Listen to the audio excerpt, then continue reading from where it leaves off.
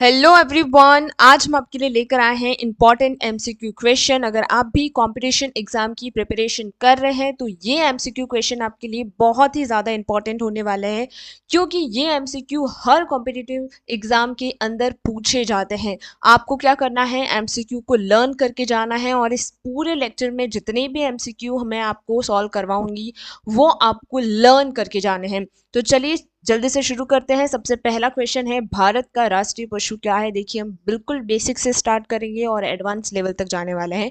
तो basic question है, भारत का राष्ट्रीय पशु क्या है। ऑप्शन ए शेर, ऑप्शन बी हाथी, ऑप्शन सी बाघ और ऑप्शन डी मोर। देखिए, बहुत ही सरल क्वेश्चन है ये।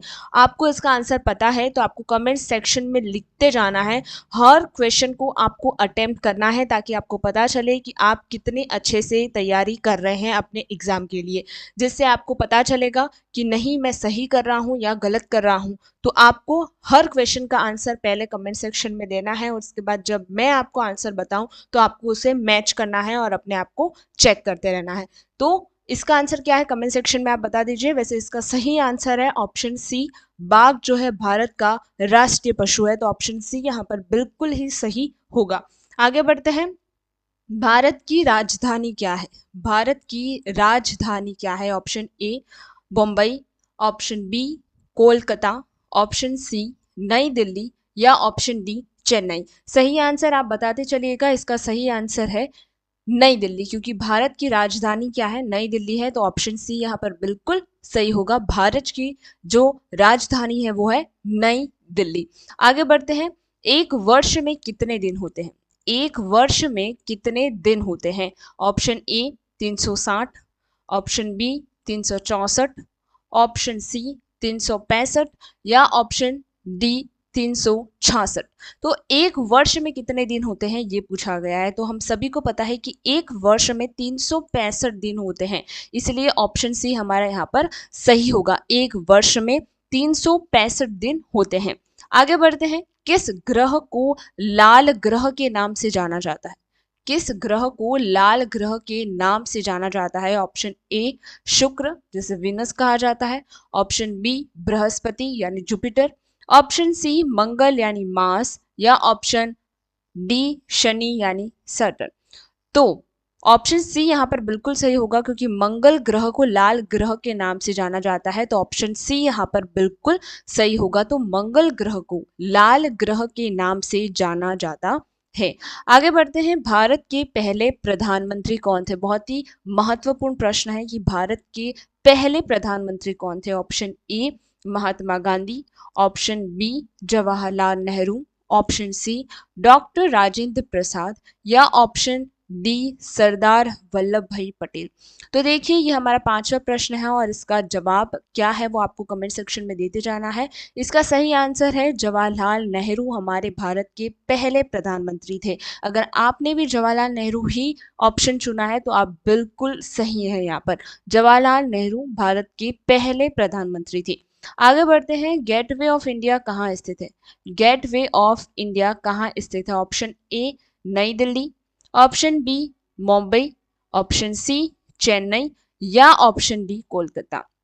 देखिए, गेटवे ऑफ इंडिया की बात की जा रही है और गेटवे ऑफ इंडिया जो है वो बॉम्बई के अंदर क्या है, स्थित है। तो इसलिए हमारा ऑप्शन बी बिल्कुल सही हो जाएगा। गेटवे ऑफ इंडिया कहाँ पर, बॉम्बई में स्थित है। आगे बढ़ते हैं, क्षेत्रफल की दृष्टि से भारत का सबसे बड़ा राज्य कौन सा है। क्षेत्रफल की दृष्टि से भारत का सबसे बड़ा राज्य कौन सा है। Option A Madhya Pradesh, option B Uttar Pradesh, option C Maharashtra और ऑप्शन डी राजस्थान। जल्दी से बताइए कमेंट सेक्शन में कि कौन सा राज्य सबसे बड़ा है। अगर आपने राजस्थान चुना है यानी ऑप्शन डी अगर आपने चुना है तो आप बिल्कुल सही है। राजस्थान क्षेत्रफल की दृष्टि से भारत का सबसे बड़ा राज्य है, क्षेत्रफल की दृष्टि से। आगे बढ़ते हैं, किस विटामिन की कमी से रतौनी यानी नाइट ब्लाइंडनेस रोग होता है, यानी रात में दिखना बंद हो जाता है। वो कौन सा विटामिन है जिसकी कमी से रतौनी यानी राइट ब्लाइंडनेस रोग हो जाता है। ऑप्शन ए है विटामिन बी से, ऑप्शन बी है vitamin C, option C vitamin A या ऑप्शन डी विटामिन डी। तो देखिए आपका आंसर क्या है, जल्द से आप बता दीजिए। इसका सही आंसर है ऑप्शन सी। देखिए विटामिन ए की कमी से रात में रतौनी यानी नाइट ब्लाइंडनेस, दिखना बंद हो जाता है। ये एक तरह का रोग होता है जो विटामिन ए की कमी से होता है। तो विटामिन ए की कमी से रतौनी यानी नाइट ब्लाइंडनेस रोग होता है। ऑप्शन सी आप बिल्कुल सही। अगर आपने भी ऑप्शन सी यानी विटामिन ए को चुना है तो आप बिल्कुल सही है। आगे बढ़ते हैं। विश्व का सबसे ऊंचा पर्वत शिखर कौन सा है? विश्व का सबसे बड़ा और सबसे ऊंचा पर्वत शिखर कौन सा है? Option A Kanchenjunga, option B K two, option C mount Everest या ऑप्शन डी नंद महादेवी। तो यहाँ पर विश्व का सबसे ऊंचा पर्वत शिखर पूछा है। अगर आपने माउंट एवरेस्ट को चुना है, ऑप्शन सी को चुना है, तो आप बिल्कुल ही सही हैं। आपका आंसर देती चलिएगा ताकि आप अपने आप को चेक कर पाए। तो विश्व का सबसे ऊंचा पर्वत शिखर जो है वो है माउंट एवरेस्ट। कहाँ पर स्थित है ये आप हमें कमेंट सेक्शन में बताइए कि माउंट एवरेस्ट जो पर्वत शिखर है वो कौन सी कंट्री यानी किस कंट्री के अंदर सिचुएटेड है। आगे बढ़ते हैं। सत्यमेव जयते कहाँ से लिया गया है? सत्यमेव जयते कहाँ से लिया गया है? ऑप्शन ए भगवत गीता से, ऑप्शन बी रामायण से, ऑप्शन सी मुंडक उपनिषद से या ऑप्शन डी ऋग्वेद से। ये बहुत ही इंपॉर्टेंट क्वेश्चन है, काफी बार ये पूछा गया है। आपने क्या ऑप्शन चुना है या आप हमें कमेंट सेक्शन में बता दीजिए। इसका सही उत्तर ये है ऑप्शन सी, मुंडक उपनिषद से सत्यमेव जयते जो है वो लिया गया है। अगर आपने भी ऑप्शन सी चुना है, मुंडक उपनिषद चुना है, तो आप बिल्कुल सही हैं। और अगर आपने इन तीनों में से कोई और चुना है तो आप बिल्कुल ही गलत हैं। आपको इसे याद कर लेना है क्योंकि ये प्रश्न बहुत बार पूछा गया है कि सत्यमेव जयते कहाँ से लिया गया है। इंपॉर्टेंट क्वेश्चन है। आगे बढ़ते हैं। भारत का राष्ट्रीय पक्षी क्या है? बहुत ही सरल प्रश्न है, बहुत ही ज्यादा सरल प्रश्न है, आप सभी को पता होगा। ऑप्शन ए कोयल, ऑप्शन बी मोर, ऑप्शन सी कबूतर या ऑप्शन डी हंस। तो देखिए भारत का जो राष्ट्रीय पक्षी है वो मोर है। तो यहाँ पर ऑप्शन बी बिल्कुल सही होगा। और मुझे पता है कि जितने भी लोग ये वीडियो देख रहे हैं उन्होंने ये सही जवाब दिया होगा क्योंकि भारत का राष्ट्रीय पक्षी कौन है? मोर है। और ये हम सभी को पता है। अगर आप में से कोई ऐसा है जिसने ये प्रश्न गलत किया है, भारत का अगर राष्ट्रीय पक्षी वाला ये क्वेश्चन अगर आपने गलत किया है, तो आप सच में आपकी प्रिपरेशन बहुत ही डाउन चल रही है। आपको ज़्यादा से ज़्यादा पढ़ने और हमारे चैनल को फॉलो करने की ज़रूरत है क्योंकि इस तरह के बेसिक और इम्पॉर्टेंट क्वेश्चन हम रोज़ हमारे चैनल पे अपलोड करते हैं। तो आपको अभी हमारे चैनल को सब्सक्राइब कर लेना है। साथ ही में अपने उन फ्रेंड्स को ये शेयर करना है जो अभी तैयारी कर रहे हैं या फिर नहीं भी कर रहे हैं तब भी उन्हें ये बेसिक जनरल नॉलेज क्वेश्चन पता होने चाहिए। तो उन्हें अभी आप भेज दीजिए क्योंकि ये बहुत ही इंपॉर्टेंट क्वेश्चन हैं। आगे चलते हैं। सूर्य के सबसे नजदीक ग्रह कौन सा है? सूर्य के सबसे नजदीक ग्रह कौन सा है? ऑप्शन ए पृथ्वी, ऑप्शन बी बुध यानी मर्क्यूरी, ऑप्शन सी शुक्र यानी विनस या ऑप्शन डी मंगल यानी मार्स। तो यहाँ पर ये थोड़ा सा ट्रिकी क्वेश्चन है कि सबसे नजदीक यानी सबसे पास। तो सबसे पास जो है वो बुध है। बुध ग्रह जो यानी मर्क्यूरी जो है वो सबसे पास है सूर्य के। तो सूर्य के सबसे नजदीकी जो ग्रह है वो कौन है? बुध है। अगर आप लोगों ने बी ऑप्शन चूज किया है तो आप सही है यहाँ पे। आगे बढ़ते हैं। भारत के राष्ट्रपिता के रूप में किसे जाना जाता है? बहुत ही इंपॉर्टेंट प्रश्न है। आपको पता होना चाहिए कि राष्ट्रपिता के रूप में भारत में किसे जाना जाता है। Option A Subhash Chandra Bose, option B Mahatma Gandhi, option C Bhagat Singh या ऑप्शन डी बाल गंगाधर तिलक। तो हम सभी जानते हैं कि हमारे भारत के राष्ट्रपिता जो है वो है महात्मा गांधी। ऑप्शन बी यहाँ पर बिल्कुल सही हो जाता है। आगे बढ़ जाते हैं। अब एक घंटे में कितने सेकंड होते हैं? ये बच्चों वाला प्रश्न है। एक घंटे में कितने सेकंड होते हैं? देखिए हम बेसिक से चल रहे हैं तो आपको हर छोटे छोटे क्वेश्चंस अटेम्प्ट करवाएंगे ताकि वो लोग जिन्हें इस तरह के क्वेश्चन नहीं आते हैं वो भी उस बेसिक लेवल से एडवांस लेवल तक जाएं। इसीलिए हम ये बहुत ही नॉर्मल क्वेश्चंस भी आपके लिए लेकर आए क्योंकि काफ़ी बार क्या होता है कि बच्चों को बिल्कुल समझ में नहीं आता है, वो बिल्कुल बेसिक से स्टार्ट कर रहे होते हैं। इनके लिए ये क्वेश्चन भी हमने यहाँ पर ऐड कर रखे हैं। लेकिन आगे आपके लिए बहुत ज़्यादा इंपॉर्टेंट क्वेश्चन आने वाले हैं तो लास्ट तक देखिएगा वीडियो को। तो एक घंटे में कितने सेकंड होते हैं? 60 सेकंड, 360, 3600 या 600। तो यहाँ पर हम सभी को पता है कि 1 घंटे में कितने सेकंड होते हैं। अब ये बिल्कुल बेसिक क्वेश्चन नहीं है। 1 मिनट में कितने सेकंड होते हैं हमें पता है, लेकिन 1 घंटे के अंदर कितने सेकंड होते हैं आप कैलकुलेट करके बताइए। यहाँ पर ऑप्शन सी बिल्कुल सही है। अगर आपने ये सही बताया है कि 3600 सेकंड होते हैं 1 घंटे के अंदर, तो आपका मैथ्स बहुत अच्छा है। तो कैलकुलेट करिए और जल्द से बताइए, ऑप्शन सी यहाँ पर सही है। विश्व का सबसे बड़ा महाद्वीप कौन सा है? विश्व का सबसे बड़ा महाद्वीप कौन सा? Option A Africa, option B उत्तरी अमेरिका, ऑप्शन सी एशिया, या ऑप्शन डी यूरोप। अब ये आपको पता होना चाहिए क्योंकि हम एशिया में रहते हैं, तो एशिया यहाँ पर सही उत्तर है। ऑप्शन सी बिल्कुल सही होगा क्योंकि एशिया जो है विश्व का सबसे बड़ा महाद्वीप है। महाद्वीप का मतलब होता है कॉन्टिनेंट। तो एशिया में रहते हैं हम। भारत कहाँ पे आता है? एशिया के अंदर आता है, और हम एशिया महाद्वीप में रहते हैं जो कि विश्व का सबसे बड़ा महाद्वीप है। आगे बढ़ जाते हैं जल्द से जल्द। आगरा शहर किस नदी के किनारे? देखिए इस तरह के क्वेश्चन बहुत पूछे जाते हैं कि कौन सा शहर किस नदी के किनारे स्थित है। तो आगरा जो है, जो कि एक बहुत ही फेमस शहर है, सिटी है हमारे इंडिया की, वो कहाँ पर स्थित है, यानी किस नदी के किनारे स्थित है। अब आगरा कहाँ है ये आप सब जानते हैं, तो इससे आप अनुमान लगा सकते हैं। ऑप्शन ए है गंगा, ऑप्शन बी है यमुना, ऑप्शन सी है ब्रह्मपुत्र, और ऑप्शन डी है गोदावरी। तो देखिए कौन सी नदी के किनारे है? यमुना नदी के किनारे बसा हुआ है, तो ऑप्शन बी यहाँ पर बिल्कुल सही होगा। अब आप हमें कमेंट सेक्शन में ये बताइए कि यमुना जो है वो किसकी ट्रिब्यूटरी है, किस नदी की सबसे बड़ी ट्रिब्यूटरी मानी जाती है यमुना? आप हमें कमेंट सेक्शन में बताएंगे। अगर आपको इस प्रश्न का उत्तर पता है तो प्लीज़ कमेंट सेक्शन में बताइए, ताकि हमें जानकारी रहे कि आपको किस तरह के प्रश्न आते हैं और नहीं आते हैं। आगे बढ़ते हैं। अंतर्राष्ट्रीय योग दिवस कब मनाया जाए? देखिए काफ़ी एग्जाम्स के अंदर इस तरीके के दिवस, जैसे अंतर्राष्ट्रीय दिवस है या फिर खेल दिवस है, योग दिवस है, इस तरह के काफ़ी सारे दिवस जो हैं वो कब मनाए जाते हैं। एनवायरमेंट डे मनाया जाता है, इस तरीके के जो डे हैं, दिवस है, वो मनाए जाते हैं, वो पूछा जाता है। तो आपको तारीख याद रखनी है और क्यों मनाए जाते हैं ये भी याद रखना है। ऑप्शन ए है 5 जून, ऑप्शन बी 22 जून, ऑप्शन सी 1 मई, या ऑप्शन डी 21 जून। तो हम सभी जानते हैं कि जो अंतर्राष्ट्रीय योग दिवस है, यानी योगा दिवस जो है, वो 21 जून को मनाया जाता है। तो इसलिए ऑप्शन डी यहाँ पर बिल्कुल सही हो जाएगा। आगे बढ़ जाते हैं। पानीपत का प्रथम युद्ध कब है? ये हिस्ट्री से क्वेश्चन है, बहुत ही इंपॉर्टेंट है और काफ़ी बारी क्वेश्चन पूछा जाता है। नॉर्मली ये क्वेश्चन पूछा जाता है कि पानीपत का प्रथम युद्ध कब हुआ था। तो ऑप्शन है 1528, ऑप्शन बी है 1556, ऑप्शन सी है 1526, या ऑप्शन डी है 1761। तो हम सभी जानते हैं कि पानीपत का युद्ध जो है वो 1526 में, यानी प्रथम युद्ध जो है 1526 में हुआ था। इसलिए ऑप्शन सी यहाँ पर बिल्कुल सही है। अगर आपने अब तक सारे ऑप्शन सही दिए हैं तो आप बहुत ही सही जा रहे हैं। आप इसी तरीके से आंसर देते जाइए और अपने आप को चेक करते जाइए। आगे चलते हैं। भारतीय संविधान के जनक के रूप में किसे माना जाता है?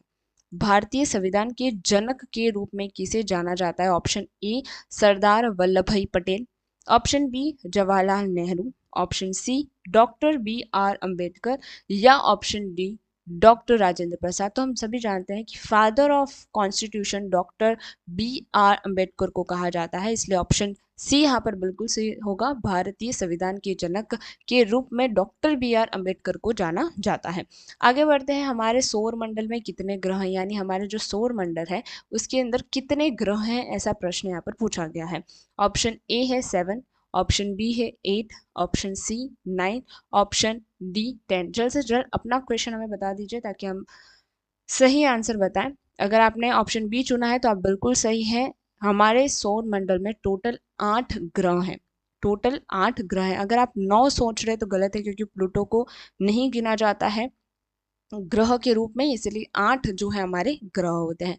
आगे बढ़ते हैं। किस धातु को चाकू से आसानी से काटा जा सकता है? वो कौन सा धातु है जिसे चाकू से हम आसानी से काट सकते हैं? ऑप्शन ए लोहा, ऑप्शन बी तांबा, ऑप्शन सी सोडियम, या ऑप्शन डी सोना।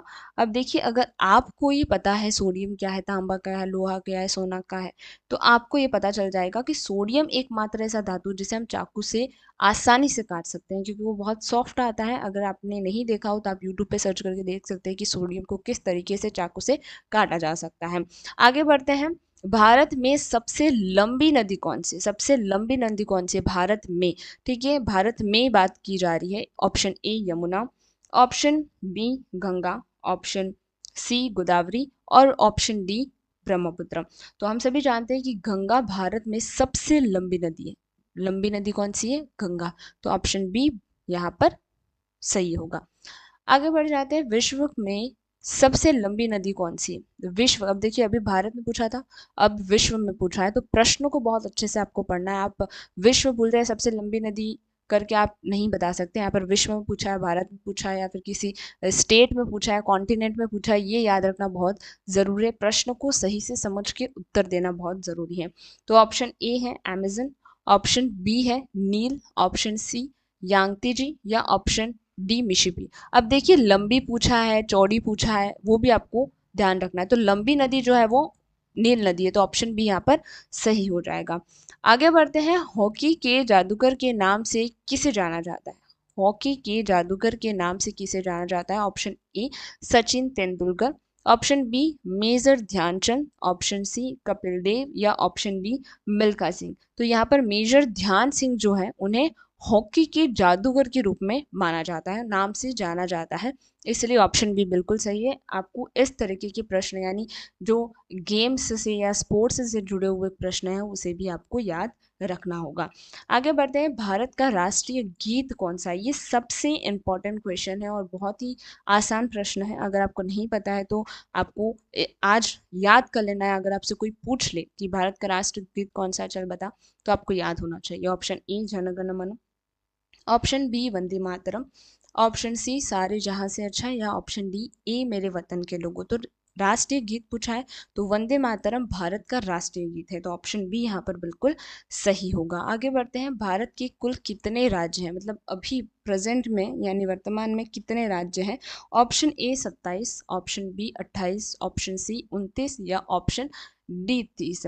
तो हम सभी जानते हैं कि अभी वर्तमान में भारत में कुल 28 राज्य हैं, तो ऑप्शन बी यहाँ पर सही हो जाएगा। आगे बढ़ते हैं, जय हिंद का नारा किसने दिया था? अब किसने किसका नारा दिया है ना?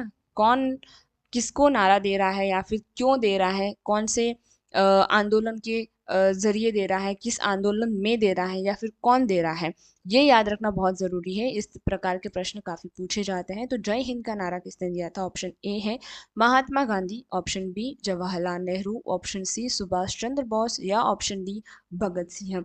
तो सुभाष चंद्र बोस ने जय हिंद का नारा दिया था, ऑप्शन सी बिल्कुल सही है। अगर आपने ऑप्शन सी चूज किया है तो आप बिल्कुल सही हैं। आगे बढ़ते हैं, पृथ्वी को नीला ग्रह क्यों कहा जाता है? पृथ्वी को नीला ग्रह क्यों कहा जाता है? आसान सा प्रश्न है, ये भी आपको पता होना चाहिए। ए वायुमंडल के कारण, बी पानी की उपस्थिति के कारण, सी बादलों के कारण या डी मिट्टी के कारण। तो हम सभी जानते हैं कि पानी की उपस्थिति जो है वो 70% है हमारे पृथ्वी में, और 29% एंड 71% वाटर है, और 29% जो लैंड सरफेस एरिया जो है वो है। इसलिए पानी ज्यादा होने के कारण, और दूर से जब हम देखते हैं तो वो पूरा ब्लू दिखता है, यानी नीले कलर का दिखता है, इसलिए इसे नीला ग्रह कहा जाता है। तो पानी की उपस्थिति के ही कारण हम इसे नीला ग्रह कहते हैं। आगे बढ़ते हैं, ताजमहल का निर्माण किसने करवाया था? ये प्रश्न बहुत ही इंटरेस्टिंग है, आप सभी को पता होगा। ताजमहल का जो निर्माण है वो किसने करवाया था? Option A Akbar, option B Shahjahan, option C Jahangir या ऑप्शन डी औरंगजेब। हम सभी जानते हैं कि शाहजहां ने अपनी बीवी जो मुमताज थी उनके लिए ताजमहल का निर्माण किया था, उनकी याद में किया था। तो ऑप्शन बी बिल्कुल सही है। आज का आखिरी प्रश्न, किस जानवर को रेगिस्तान का जहाज कहा जाता है? ये प्रश्न बहुत ही खास है, ये आप हमें बताएंगे कमेंट सेक्शन में। एक प्रश्न हम आपके लिए छोड़ते हैं, देखते हैं आप कितना ज्यादा पढ़ रहे हैं और आपको किस तरीके के जनरल नॉलेज क्वेश्चन याद है या नहीं है। तो इसका आंसर आप हमें कमेंट सेक्शन में ज़रूर बताइएगा कि रेगिस्तान का जहाज किसे कहा जाता है। साथ ही में आने वाले जो पार्ट 2 होगा उसमें हम एडवांस लेवल के क्वेश्चंस आपको बताने वाले हैं। ये थे बेसिक क्वेश्चन जो आपको स्टार्टिंग में पता होने चाहिए, क्योंकि कभी भी ABCD सीखकर ही इंग्लिश सीखी जाती है, डायरेक्ट हम इंग्लिश नहीं सीख सकते हैं। इसी वजह से हम पहले बेसिक क्वेश्चन सीखेंगे और इसके बाद धीरे धीरे करके स्टेप बाय स्टेप हम एडवांस लेवल तक जाएंगे, और हम इस तरीके से आपकी पकड़ मजबूत करवाएंगे कि कोई भी क्वेश्चन आ जाए कोई भी या कहाँ से भी क्वेश्चन आ जाए आप उसे अटेम्प्ट कर पाएंगे। तो आपको क्या करना है, इसके लिए हमारे चैनल को भी सब्सक्राइब करना है, अपने दोस्तों के साथ हमारे चैनल को शेयर करना है, वीडियोस को शेयर करना है जितने भी आप देख रहे हैं, साथ ही में लाइक का बटन दबाना ज़रूरी है, क्योंकि अगर आप लाइक करते हैं तो ज़्यादा लोगों तक फॉरवर्ड होता है। और साथ ही में कमेंट सेक्शन में ज़रूर बताइएगा कि आपको ये वीडियो कैसा लगा, आपने कितने प्रश्न सॉल्व किए, आपके लिए इजी था या टफ था। अगर इजी था तो टफ बनाएंगे, और टफ था तो और इजी भी हम बना सकते हैं। धन्यवाद, आज के लिए इतना ही।